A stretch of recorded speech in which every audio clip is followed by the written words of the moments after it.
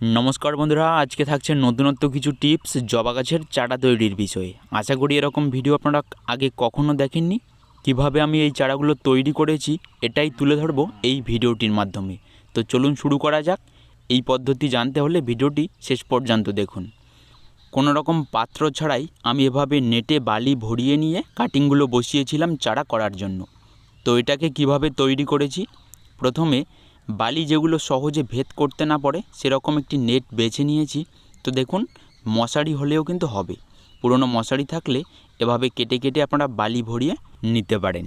তো দেখুন, বালি একদম পরিষ্কার নিয়েছি, পরিষ্কার বালি নিতে হবে, না হলে ফাঙ্গাস লেগে যেতে পারে। বেশি নয়, 2 মুঠো করে বালি এভাবে একটি নেট কেটে নিয়ে এর মধ্যে এভাবে ছোট ছোট করে বেঁধে রেখেছিলাম। দেখুন, পদ্ধতিটি খুবই সহজ, এই পদ্ধতিতে আপনারা কাটিং বসাতে পারেন। নতুনত্ব কিছু ট্রাই করতে গেলে একবারে কিন্তু সাকসেস পাওয়া যায় না। তো এই জন্য আমি যেহেতু এই পদ্ধতিটি প্রথমবার ট্রাই করব, এর জন্য একটি নয় 4-4টি বালির পুটলি বেঁধে নিয়েছি কাটিং বসানোর জন্য।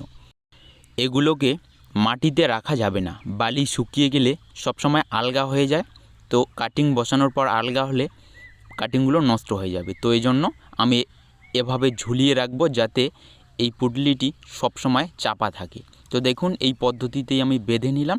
এরপর এখানে কাটিং বসাবো। জবা গাছের কাটিং করে নিয়েছি এই 5 থেকে 6 ইঞ্চির মতো করে। তো এগুলোর নিচের এই কুচিগুলো একটু পরিষ্কার করে নিয়ে এখন যেটা করব, আমি নিচের দিকে দেখুন 1 থেকে 1.5 ইঞ্চি পরিমাণে প্রত্যেকটি ডালের গোড়ায় কেটে নেব। দেখুন, এভাবে করলে কিন্তু বেশিরভাগ সময়ে কাটিংগুলো সাকসেস হবে, প্রচুর পরিমাণে শেকড় হবে। তো এটাও একটি টিপস, অবশ্যই ফলো করুন এই পদ্ধতিতে কাটিং বসানোর আগে। দেখুন, এবারে আর কোনো রকম কিছু লাগবে না। এই বালির পুটলিগুলোতে উপরের দিকে ফুটো করে নিয়ে কাটিংগুলো বসাতে হবে।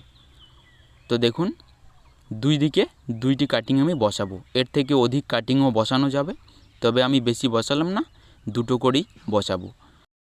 কাটিংগুলোর নিচের দিকে যতটুক অংশ আমি মাঝ বরাবর কেটে নিয়েছিলাম, ঠিক ততটুক অংশই ভেতরে ঢুকিয়ে নিলাম। কাটিং বসানোর পর গোড়ার দিকটা একটু চেপে দিতে হবে। আর এই কাটিং এভাবে বসালে কিন্তু বালিকে সব সময় ভিজে রাখতে হবে। বন্ধুরা, বালিকে ময়েশ্চার রাখার জন্য আপনারা প্রত্যেক দিনেই সকাল এবং বিকেলের দিকে হালকা করে জল দিতে পারেন। জল দিলে এই বালি কখনো শুকোবে না, ময়েশ্চার থাকলে অবশ্যই চারা হবে। এভাবে জবা গাছের ডাল থেকে চারা করা এমনিতেই সহজ। জল, মাটি, বালি, কোকোপিট যেখানেই আপনারা এর কাটিং বসাবেন সেখানেই গ্রো হবে। তো এই জন্য আমি কিন্তু এই ভিডিওটি এন্টারটেনমেন্ট পারপাসেই বানিয়ে দিলাম। আমি দেখব যে কতটা সহজ, যেভাবে আমি ডাল বসালাম সেভাবে এই কাটিংগুলো গ্রো হয় কি না।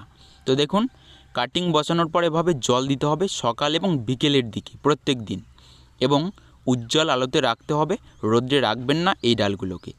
তো দেখুন কতটা সহজ ব্যাপার, কোনো অসুবিধেই হয়নি এই কাটিংগুলো গ্রো করার। শুধু আমি প্রত্যেক দিনই সকাল এবং বিকেলের দিকে সামান্য পরিমাণে জল দিয়েছিলাম। বালির ময়েশ্চার বজায় রেখেছি, এর কারণেই শেকড় বাইর হয়েছে। তো আমি কিন্তু এর থেকে আরও দ্বিগুণ শেকড় বাইর করতে চেয়েছিলাম, যাতে শেকড়গুলো নিচের দিকে ঝুলে যায়। তো এখন দেখছি যে শেকড়গুলো বাইরে বেরিয়ে আসতেই শুকিয়ে যাচ্ছে, কারণ নিচে বালি নেই। তো এই জন্য আমি এখান থেকে এখন কেটে নেব চারাগুলোকে বাইর করার জন্য।